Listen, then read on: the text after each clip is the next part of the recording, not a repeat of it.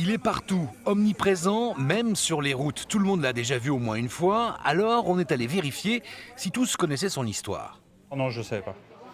Ah, j'ai encore plein de choses à apprendre, hein. Moi, ça fait que 30 ans que je viens là, donc j'ai encore quelques années pour apprendre toute l'histoire du Stade Rochelais. Non, je suis désolée. Non. Désolée. Non, c'est pas bien du tout, certes, mais... Vous pouvez nous l'apprendre. D'où vient cette caravelle sur fond jaune et noir? Eh bien pour le savoir, on a rencontré celui qui connaît tout sur le Stade Rochelais, l'historien et sociologue du sport, Jean-Michel Blaiseau. Pourquoi cette caravelle?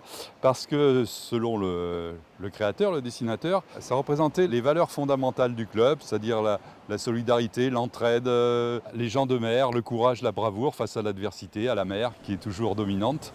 Le premier blason est né le 24 février 1961 et créé par Georges Gailleul, un dessinateur à la reconstruction. Quant aux couleurs, jaune et noir, l'histoire remonte au début du XXe siècle. À l'époque, des étudiants anglais rassemblent quelques Rochelais passionnés de ballon ovale pour organiser des matchs. Le bar des Glacis, tout proche, faisait alors office de quartier général.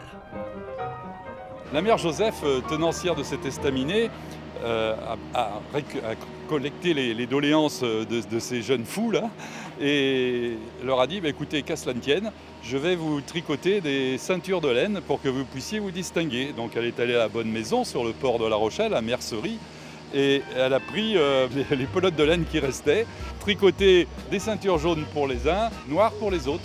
Rien à voir donc avec une histoire de bagnard. Une chose est sûre, plus d'un siècle après, le blason jaune et noir flotte fièrement au-dessus des deux tours, à côté du drapeau français, le symbole de la conquête du Stade Rochelais.